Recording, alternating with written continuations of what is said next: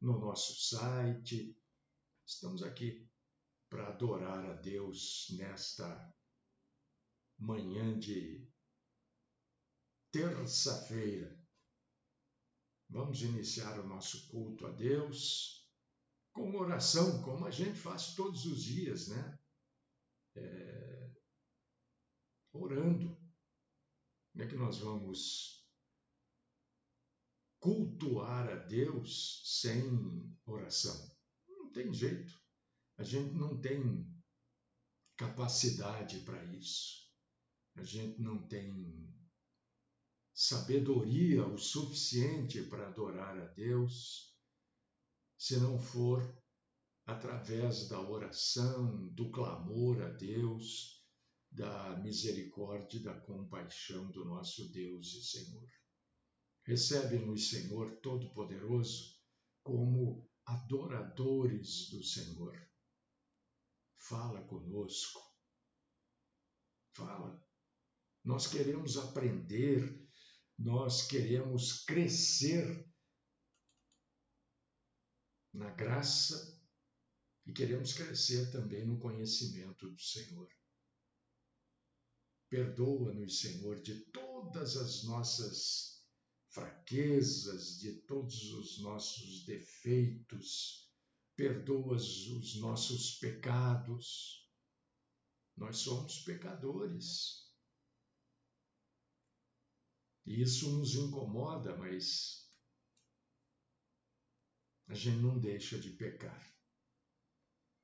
Derrama sobre nós graça, compaixão, misericórdia. Afasta-nos, Senhor, da mentira, dos mentirosos, dos enganadores, dos hipócritas. E dá-nos, Senhor, da tua santíssima presença. Esta é a oração que eu faço por mim, pelos meus irmãos e irmãs, sempre no nome do nosso Senhor e Salvador, Jesus Cristo. Amém.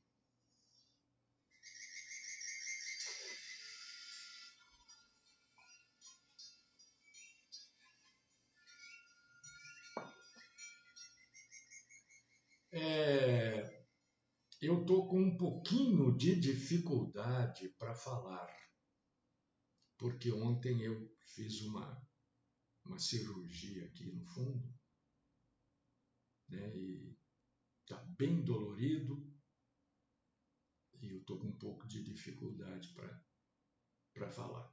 Mas vamos que vamos, né? Bom, só para esclarecer, eu estou gravando aqui, né? Mas o que eu vou falar eu escrevo aqui, porque eu não consigo imprimir ainda, que a impressora acho que só vai ficar pronta amanhã, se é que vai ficar pronta. Então, eu vou estar com os olhos aí correndo para cá, né? E hoje a gente vai falar, hoje nós vamos trazer, como a gente faz todos os dias, né? Muito esclarecimento a respeito das coisas da Bíblia. A gente prega a palavra todos os dias aqui, mas sempre com esclarecimentos da Bíblia Sagrada. E hoje a gente vai esclarecer um pouco, não tudo, sobre cura física, cura emocional, né? Mas mormente cura física. Vamos trazer aí algumas perguntas e vamos responder essas perguntas. Pergunta que eu mesmo faço ou já fiz e vamos responder essas perguntas, né? Bom dia, filha querida. Paulinha está comigo, minha filha, ali no Instagram. Bom, vamos entender primeiro algumas coisas aqui.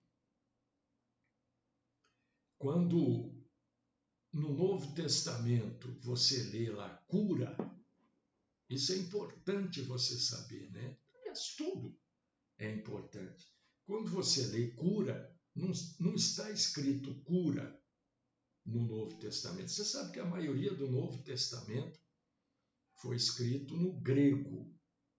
Então, está lá um termo grego que originou a palavra no português aqui, terapeuta.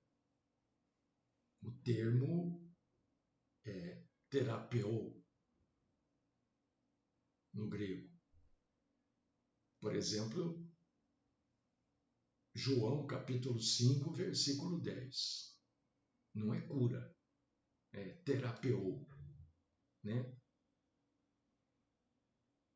E quer dizer cura, retrata o ato de curar, retrata o ato de saúde física, mental, espiritual, saúde, enfim, saúde do corpo, saúde da mente, saúde do espírito.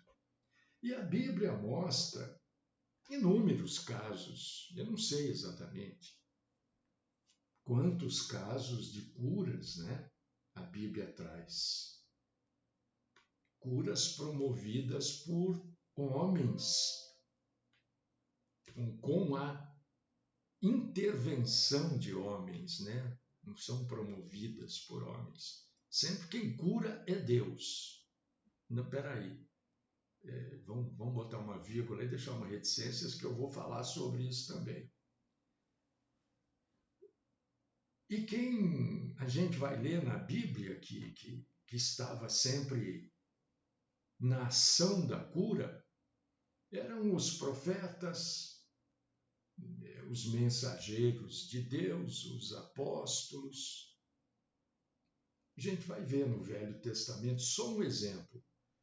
Primeiro dos Reis, capítulo 17, versículos 22 ao 24. E no Novo Testamento nós temos o exemplo de Mateus, capítulo 10, versículo 8, sobre cura. Exemplos bíblicos de cura, de apóstolo, de profeta, de mensageiro ali envolvido na cura. Tá? Então, a primeira pergunta que eu fiz e que eu vou responder para mim mesmo é: Deus ainda, nos dias de hoje, realiza cura? Deus ainda cura hoje? Claro que cura. De forma milagrosa, cura. Né? O próprio Tiago, que era irmão do Cristo, irmão de Jesus, né? Ele declara que a cura é um benefício que está ao alcance de qualquer pessoa que crê em Jesus. Está lá em Tiago, capítulo 5, versículos 14 e 15. Qualquer pessoa pode ser curada. Deus vai curar todo mundo? Não. Por quê? Porque existem os desígnios de Deus que nós não temos conhecimento sobre eles. Algumas doenças são consequências de pecado, outras doenças são consequências de pessoas que tomam a Santa Ceia sem antes estar justificado para isso, justificado pelo nosso Senhor. Né? Tem pessoas que se automutilam e ficam doentes. Então, existem casos de doenças que são para a morte. A pessoa ficou doente para ela morrer, porque ninguém morre são, hein? Ninguém, eu volto a repetir, ninguém morre são. O sujeito quando morre, porque a morte foi alguma doença provocou a morte. Tá? Então, todos podem ser curados? Sim, qualquer pessoa pode ser curada. Por Deus. Todos serão curados? Não. Deus pode curar qualquer doença? Qualquer doença. Qualquer uma. Ele cura ainda hoje, claro.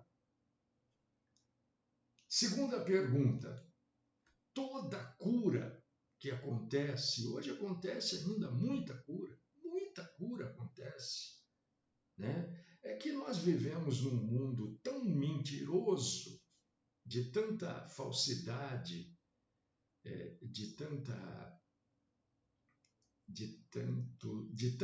teatralidade, que a gente fica meio assim, né? Será que isso é cura mesmo? Não é? Eu pelo menos fico, né? A Bíblia diz, né, que em várias ocasiões aconteceram milagres que provocaram a cura.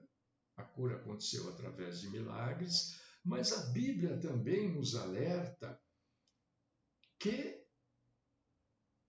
houve ocasiões que a cura foi através de mágica, de magia. E aí aconteceu o que? A intervenção do diabo.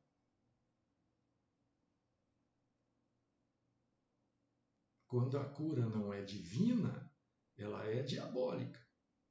Não tem uma terceira via, né? É duas vias só. Ou é a cura através do poder de Deus, da graça, misericórdia e compaixão. Como é que é? Ih, irmão, passou. Depois eu leio o que você escreveu aí, tá? Ou é uma cura falsa, diabólica, mentirosa, né? A gente vê esses fatos mágicos de magia no livro do Êxodo, por exemplo, o caso dos magos do Egito, lá em Êxodo 7, do 8 ao 12. No Novo Testamento também existe relato sobre isso. Elimas, o mágico, Atos capítulo 13, versículos 4 até o 12. O próprio nosso Senhor Jesus declarou que muitos alegariam milagres como prova de sua fidelidade e conhecimento do próprio Deus, quando na verdade não seguiam o nosso Senhor Jesus.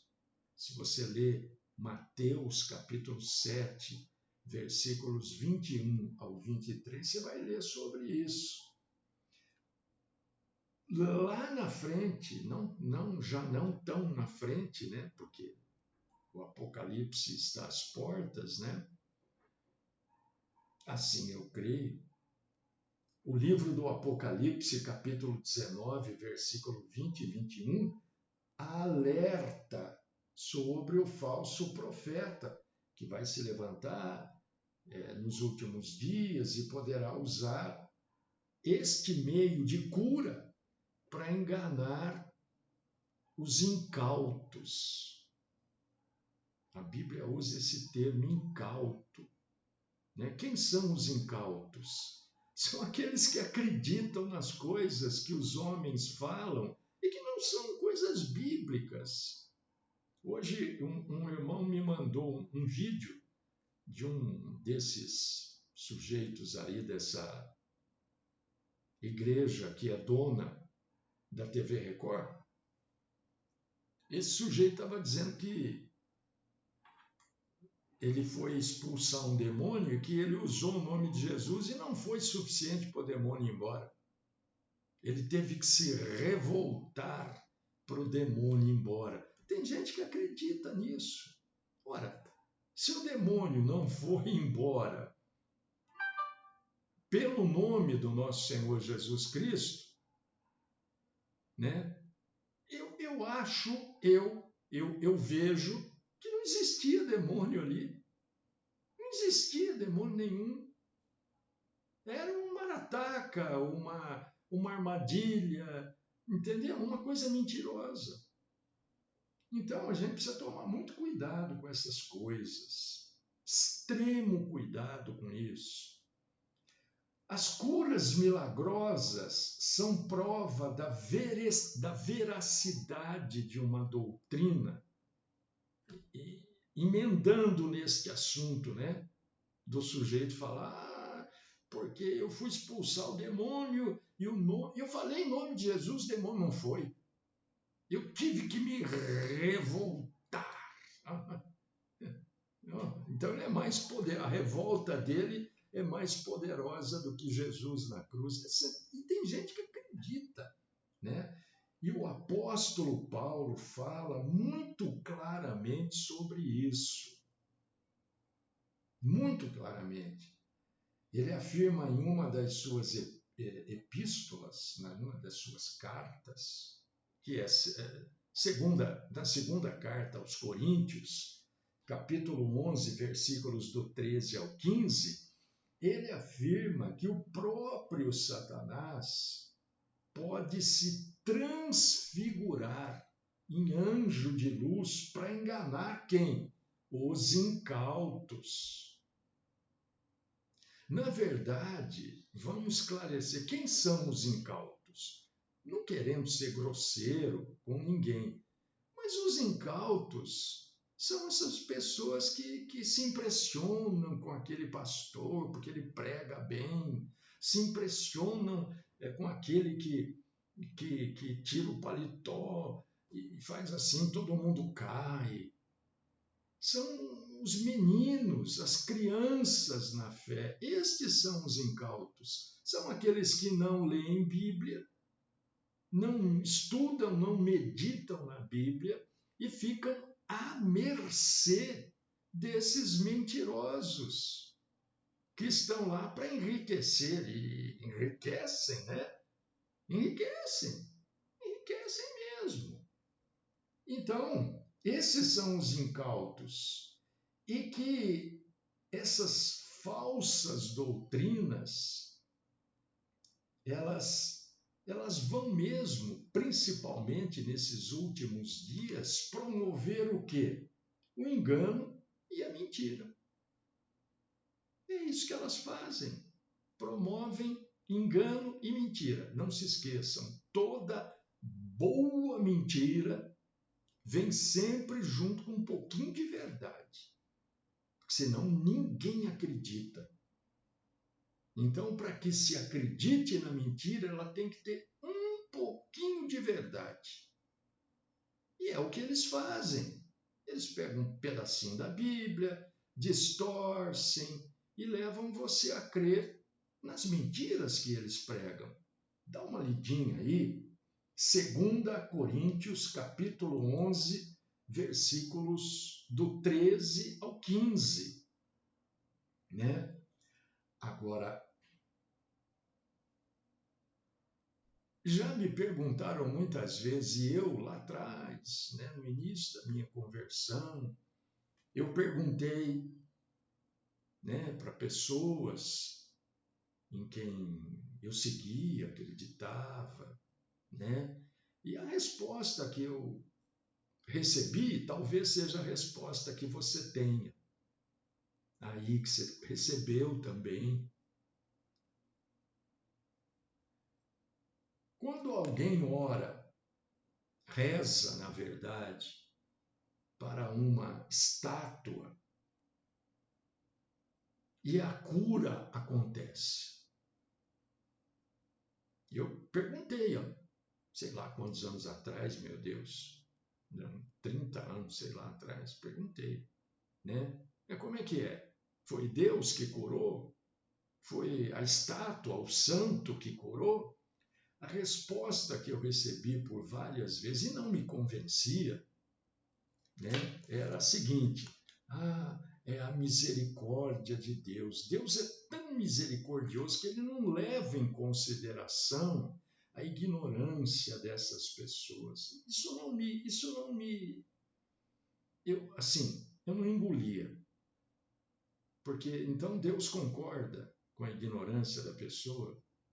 Deus alimenta essa ignorância. Era o que eu pensava. Porque, bom, enfim, era a resposta que eu recebi. Então, a gente vai começar a mexer na Bíblia, o que a gente vai achar? O que a gente vai achar? Que não existe uma só cura bíblica narrada. É claro, é óbvio que não são todas as curas que estão narradas na Bíblia Sagrada. É claro, ali estão as mais importantes, ou aquelas que mais esclarecem, sei lá, mas não são todas as curas, né? Mas das narradas na Bíblia, não há umazinha, sequer, uma piquititiquinha sequer, que tenha sido,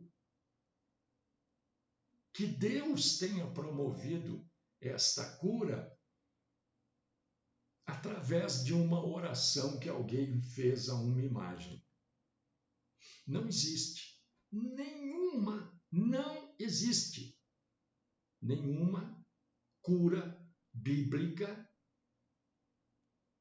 que alguém tenha orado para uma imagem e a pessoa tenha ficado curada. Porque, na verdade, quando alguém é curado, entre aspas, porque orou por uma imagem, para uma imagem, ou para um santo, ou para uma santa, né? Quem responde é um espírito de engano. É um demônio. É um seguidor, é um espírito tão caído quanto Satanás, porque caiu junto. É óbvio, não é misericórdia de Deus, não. Então, aquilo que eu pensava lá atrás, eu pensava, na minha ignorância, eu pensava certo. E é só a gente ler a Bíblia, Oséias, capítulo 4, versículo 12. Por quê? Porque Deus considera a oração, a veneração a qualquer objeto fabricado por mão humana como pecado. Então, é claro, não foi Deus que fez essa cura, não foi Deus que promoveu essa cura, é um espírito enganador, é um demônio. Porque aí a pessoa continua no erro, a pessoa continua na mentira, continua deixando o Senhor para trás e se entregando a essas fábulas, porque todo santo, por exemplo, da Igreja Católica Apostólica Romana, é criado pelos homens. Os homens dizem que aquelas pessoas são santas e o Vaticano autentica, chancela, é santo mesmo. Agora, perante Deus, quem são os homens? Nada. O que é o Vaticano perante Deus? Nada, absolutamente nada para dizer este é santo, aquele não é santo. Então, é bom, né? O Salmo 115, versos do 3 ao 8. E alguém pode dizer, mas lá atrás teve a serpente de bronze, né? Você lembra? Eu lembro, claro que lembro. Está lá em Números, capítulo 21, versículos 8 e 9. Né? Deus mandou fazer aquela serpente Porque o que a gente precisa entender das coisas santas é que a revelação de Deus ela é chamada de progressiva. Deus começou se revelando lá para Adão e Eva e foi aumentando a revelação dele conforme o homem ia tendo mais conhecimento. Hoje, não que nós tenhamos o conhecimento total de Deus, mas é óbvio que a gente conhece muito mais de Deus, né, do que não de relacionamento, estou falando de conhecimento, né, do que Jeremias, por exemplo. Porque Deus, hoje nós temos a Bíblia, né, e a Bíblia, como livro, contém, mas espiritualmente ela é a palavra de Deus. Naquela época não se tinha, né? Então Deus mandou mesmo fazer uma serpente. Mas Deus não mandou fazer aquela serpente para aquela serpente ser cultuada, nem para ser objeto de prece, objeto de reza, de procissão, de estar no mandor, objeto de devoção. Deus mandou os israelitas fazerem aquela serpente apenas para que eles fixassem o olhar naquilo. O olhar naquilo. E você lê sobre isso em Números 21, 8 e 9. Quando os israelitas passaram a ter aquela serpente como objeto de idolatria, ela foi destruída, né? Ela foi destruída, porque não era para ser objeto de idolatria. É para que se fixassem, olhassem para ela, não para que a idolatrassem, para que passassem na frente dela e se benzessem, colocassem a mão e pusessem na parte... Não, dá uma lidinha, né? O rei Ezequias, ele faz a restauração do culto ao Senhor, né? Vai falar um pouco desse assunto. Segundo dos Reis, capítulo 18, versículos 13 e 4. Tá? Então, toda possível ou provável cura de uma reza, de um pedido, de uma promessa a uma imagem, não foi Deus que realizou aquilo. Porque o próprio Paulo diz que atrás de cada imagem tem os demônios. Então aí já está esclarecido, não foi Deus que realiza essas coisas. São coisas do engano para que as pessoas permaneçam afastadas de Deus mesmo. Outra pergunta, né? E já a resposta, claro. Somente os apóstolos podiam curar?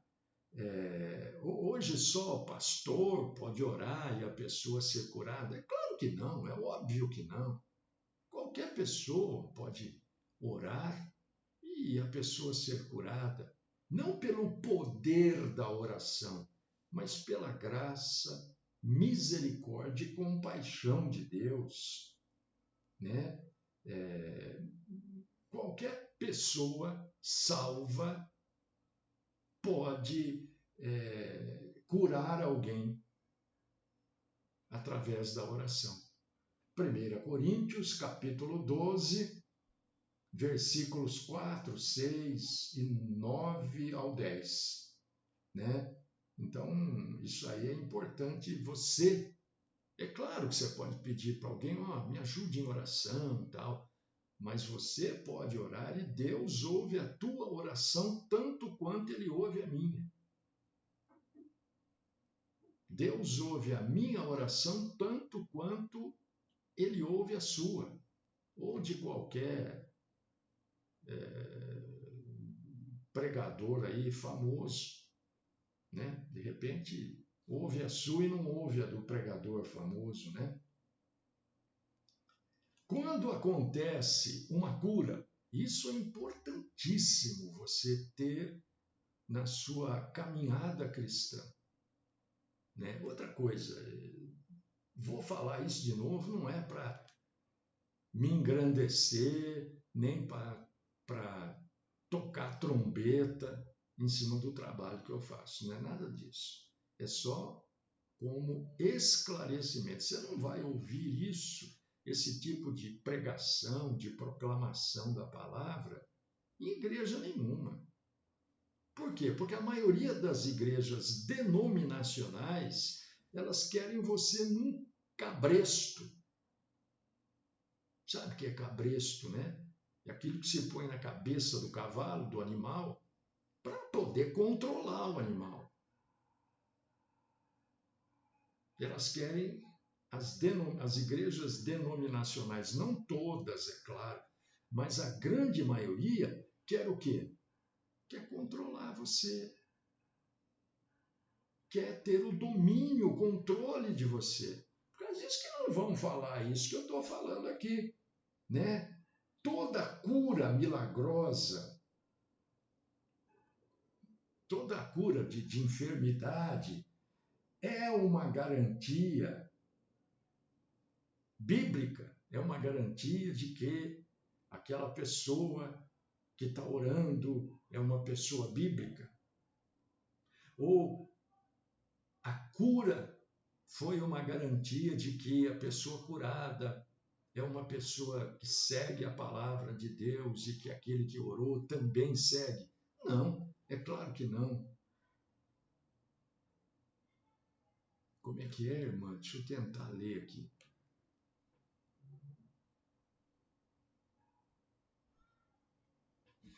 Exatamente, irmã Marília. É exatamente isso que você. Concordo com você, né? Adorar, não existe santo vivo, né? É porque as pessoas só ficam boas mesmo depois que elas morrem. Você quer ser bom, morra. Porque que ninguém que te reconhecia, ninguém que nem sabia que você existia, depois que você morrer, você vai ser a melhor pessoa do mundo. E todos esses santos, profetas, sei lá, líder, né, são pessoas mortas, pessoas que já. Quem adora um santo, uma santa, na verdade venera os mortos. É exatamente isso que você colocou. Mas é difícil da gente fazer essas pessoas entenderem, né? A gente não deixa de mostrar, de falar, mas que é difícil é. Então eu estava dizendo assim, a gente não pode afirmar que todos os crentes, todos os cristãos verdadeiros, serão curados das suas enfermidades. Ah, mas lá, Isaías capítulo 53, verso 4. Né?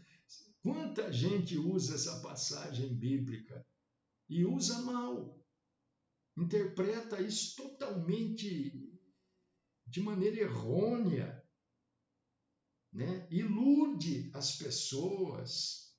O texto de Isaías 53, 4 não garante, né, cura para ninguém. Porque se ninguém ficar doente, presta atenção, por que existe doença? Por que existe? Quando passou a existir doença no mundo? Depois do pecado de Adão e Eva. A doença, assim como o trabalho e outras tantas coisas, é uma punição de Deus para a raça humana. E eu, na abertura, falei, né? A doença vem pelo pecado, um monte de coisa. Pessoa que fuma, entenda, eu quero que você entenda isso. A pessoa que fuma, eu fumei durante muitos anos, né? Está arrebentando o sistema imunológico, cardiorrespiratório. Ela sabe disso. Na própria carteira de cigarro está lá. Este produto causa câncer. Não é que pode causar câncer, diz que causa, mas a pessoa continua fumando. Então tem gente que provoca a própria doença. Você está entendendo? E Edgar, você está correto também. Isaías 53:4, né, está falando da salvação, porque a pessoa é salva enquanto viva, mas a salvação dela é efetivada na morte.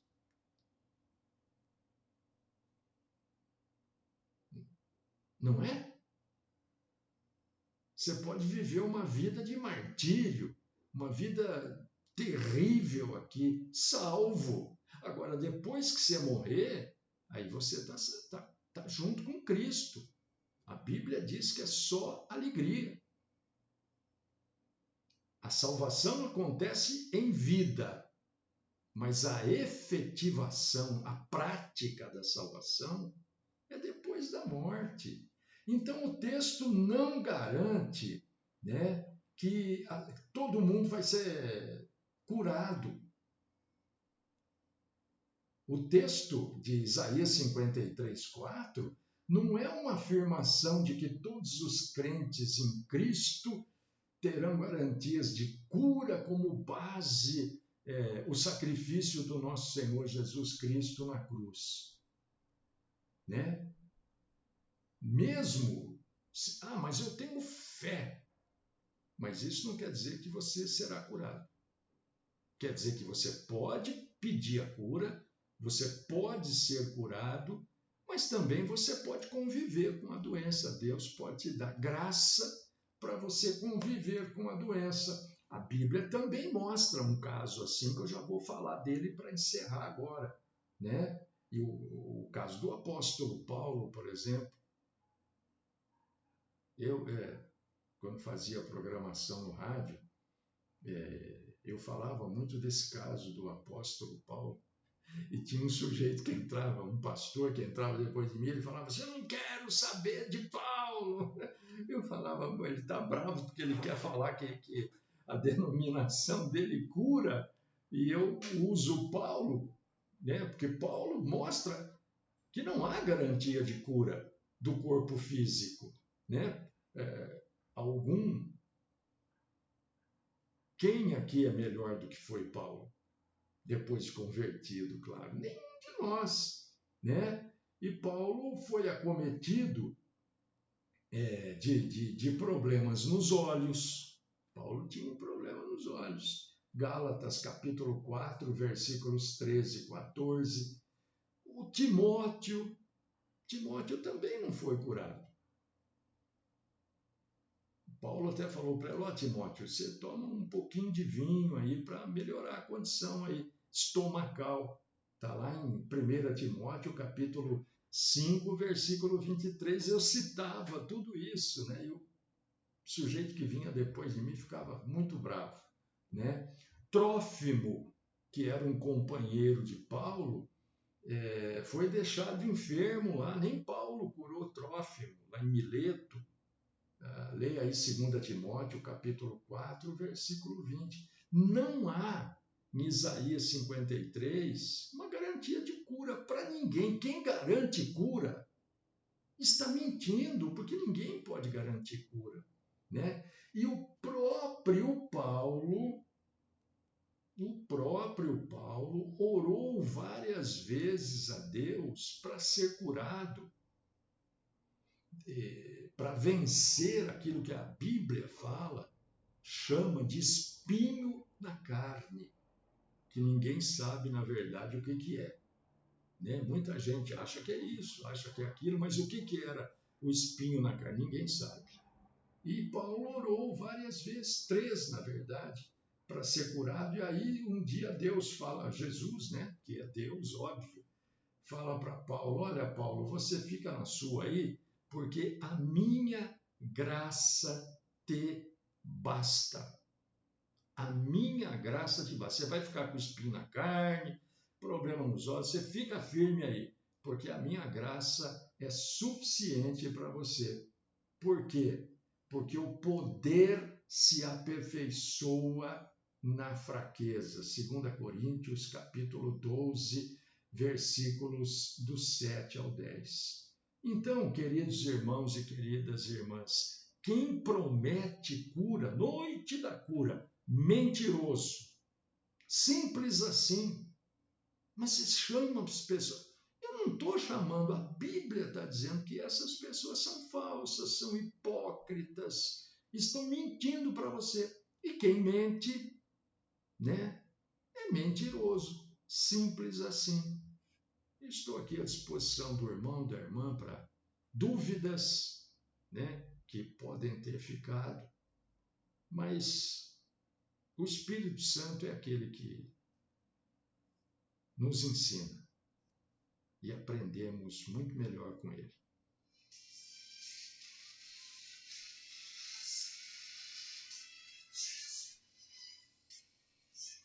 Deus querido, Pai Todo-Poderoso, eu quero te agradecer, Senhor, por todos esses esclarecimentos que o Senhor nos traz, porque isso nos fortalece aqueles que muitas vezes têm que conviver com essa ou aquela doença. Muitos são curados, né? Mas muitos convivem com a doença. E o Senhor, como fez com Paulo, faz conosco também, da graça. Eu te louvo, te glorifico, te agradeço. Ajuda-nos a pensarmos sobre o assunto e a nos firmarmos cada dia e cada vez mais na poderosa verdade que é a palavra de Deus. Esta é a minha oração no nome poderoso e sagrado do Cristo Jesus.